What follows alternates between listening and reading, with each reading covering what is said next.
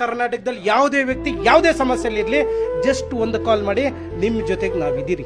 ನೀವ್ ಮಾಡೋ ಒಂದು ಕಾಲ್ ಇಂದ ನಿಮ್ ಬಿದ್ದೋಗಿರೋ ಮನೆ ಸರಿ ಹೋಗುತ್ತೆ, ನಿಮ್ ಊರತ್ರ ಗುಂಡಿ ಬಿದ್ದಿರೋ ರಸ್ತೆ ಕೂಡ ಸರಿ ಹೋಗುತ್ತೆ. ನಿಮ್ ಪೆನ್ಷನ್ ಸಿಗ್ತಿಲ್ವಾ, ಮನೆ ಮುಂದೆನೆ ಪೆನ್ಷನ್ ಬರುತ್ತೆ, ಅಥವಾ ನಿಮ್ ಲಂಚ ಕೇಳೋನು ಮನೆಗೆ ಹೋಗ್ತಾನೆ.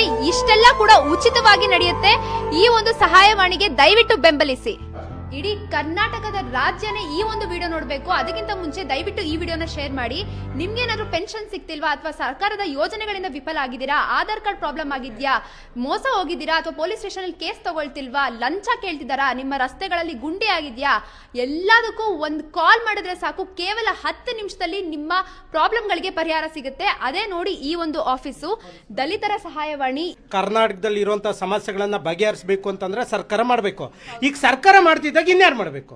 ಎಷ್ಟೋ ಜನ ಮನೆ ಇಲ್ಲದೆ, ಮಠ ಇಲ್ಲದೆ, ಊಟ ಇಲ್ಲದೆ, ಉದ್ಯೋಗ ಇಲ್ಲದೆ, ಸರ್ಕಾರದಿಂದ ಸಿಗ್ಬೇಕಾದಂತ ಮೂಲಭೂತ ಸೌಕರ್ಯಗಳು ಇದುವರೆಗೂ ಸಿಗ್ತಾ ಇಲ್ಲ. ಅದನ್ನ ಕೊಡ್ಬೇಕಾದವ್ರು ಯಾರು? ಸರ್ಕಾರ. ಇವತ್ತು ಸರ್ಕಾರ ಮಾಡದಿರುವಂತ ಕೆಲಸ, ಕರ್ನಾಟಕದಲ್ಲಿ ಪ್ರಪ್ರಥಮ ಬಾರಿಗೆ ಈ ಒಂದು ಸಹಾಯವಾಣಿನ ಪ್ರಾರಂಭ ಮಾಡಿದ್ರಿ ಮೇಡಮ್. ಇಡೀ ಕರ್ನಾಟಕದಲ್ಲಿ ಯಾವುದೇ ವ್ಯಕ್ತಿ ಯಾವುದೇ ಸಮಸ್ಯೆಯಲ್ಲಿ ಇರಲಿ ಜಸ್ಟ್ ಒಂದು ಕಾಲ್. ಸರ್ ನಾನು ಕಷ್ಟದಲ್ಲಿದ್ದೀನಿ ಸರ್, ನನಗೆ ಮನೆ ಇಲ್ಲ ಸರ್, ಚರಂಡಿ ಬಿದ್ದೋಗಿದೆ ಸರ್, ಗಂಡ ಹೆಂಡತಿ ಸಮಸ್ಯೆ ಸರ್, ನಮಗೆ ಪಿನ್ಷನ್ ಬರ್ತಾ ಇಲ್ಲ ಸರ್ ಅಂತ ಒಂದು ಕಾಲ್ ಬಂದ್ರೆ ಇಡೀ ಟೀಮು ರಿಸೀವ್ ಮಾಡುತ್ತೆ ಫೋನ್. ಇದು ಕರ್ನಾಟಕದಲ್ಲಿ ಯಾವುದೇ ವ್ಯಕ್ತಿ ಯಾವುದೇ ಸಮಸ್ಯೆಯಲ್ಲಿ ಇರಲಿ ಜಸ್ಟ್ ಒಂದು ಕಾಲ್ ಮಾಡಿ ನಿಮ್ಮ ಜೊತೆಗೆ ನಾವಿದ್ದೀರಿ.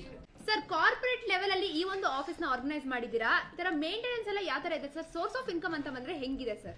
ಈಗ ನಾನೇನು ದುಡ್ದಿದ್ದೀನೋ ಆ ದುಡ್ಡನ್ನ ನನ್ನ ಜನಗಳ ಮೇಲೆ ಹಾಕ್ತಾ ಇದ್ದೀನಿ. ಈಗ ನನ್ನ ಕರ್ನಾಟಕದಲ್ಲಿ ಇರುವಂಥ ಜನ ಪ್ರತಿಯೊಬ್ಬರು ಕಷ್ಟದಲ್ಲಿದ್ದಾರೆ. ಆ ಕಷ್ಟಕ್ಕೆ ಸ್ಪಂದಿಸೋದಕ್ಕೆ ನಾನು ಸಂಪಾದನೆ ಮಾಡಿರೋ ದುಡ್ಡು ಜನಗಳ ಮೇಲೆ ಹಾಕ್ತಾ ಇದ್ದೀನಿ. ಗೌರ್ಮೆಂಟ್ ಮಾಡಬೇಕಾಗಿರೋ ಕೆಲಸ ನಾವು ಮಾಡ್ತಾ ಇದ್ದೀರಿ. ಇಲ್ಲ, ಗೌರ್ಮೆಂಟ್ ಜನಕ್ಕೆ ಸಿಗಬೇಕಾಗಿರೋಂಥ ಮೂಲಭೂತ ಸೌಕರ್ಯಗಳನ್ನು ಉಚಿತ ಕೊಡಲಿ. ಕೊಡೋಕ್ಕಾಗಿಲ್ವಾ, ನಾವು ಖಾಸಗಿ ಸಹಾಯವಾಣಿ ಮಾಡ್ತಾ ಇದ್ರಿ, ನಮಗೆ ಸಪೋರ್ಟ್ ಕೊಡಲಿ. ಈಗ ನಾವು ಮಾಡ್ತಾ ಇರೋದು ಸರ್ಕಾರ ಮಾಡೋಕ್ಕಾಗದಿರೋ ಕೆಲಸ ನಾವು ಸಹಾಯವಾಣಿ ಮಾಡಿದ್ದೀರಿ. ಈ ಸಹಾಯವಾಣಿಯಿಂದ ಪ್ರತಿಯೊಬ್ಬ ವ್ಯಕ್ತಿಗೆ ಉಚಿತ ಸೇವೆ ಸಿಕ್ಕಲೇಬೇಕು, ಮೂಲಭೂತ ಸೌಕರ್ಯಗಳು ಸಮೇತ ಸಿಗಬೇಕು.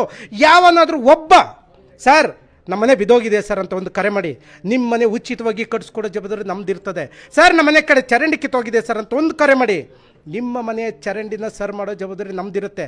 ಯಾಕೆ ಅಂತಂದರೆ ನಾವು ಮಾನವೀಯತೆಯಾಗಿ ಬದುಕಬೇಕಾಗಿರೋದು, ನಮಗೆ ಬೇಕಾಗಿರೋದು ನಮ್ಮ ಕರ್ನಾಟಕದ ಜನಗಳನ್ನು ಉಳಿಸ್ಬೇಕಾಗಿರೋದು ನಮ್ಮ ಜವಾಬ್ದಾರಿ. ಕೇಳಿಸ್ಕೊಂಡ್ರಲ್ಲ ವೀಕ್ಷಕರೇ, ಸ್ವತಂತ್ರ ಬಂದು 78 ವರ್ಷ ಆದ್ರೂ ಕಟ್ಟಕಡೆಯ ವ್ಯಕ್ತಿಗೆ ಸರ್ಕಾರದಿಂದ ಬರೋ ಯೋಜನೆಗಳೆಲ್ಲ ವಿಫಲ ಆಗಿದೆ.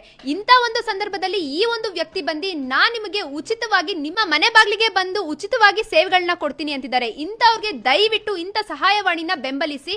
ಆದಷ್ಟು ಈ ಒಂದು ವಿಡಿಯೋನ ಶೇರ್ ಮಾಡಿ.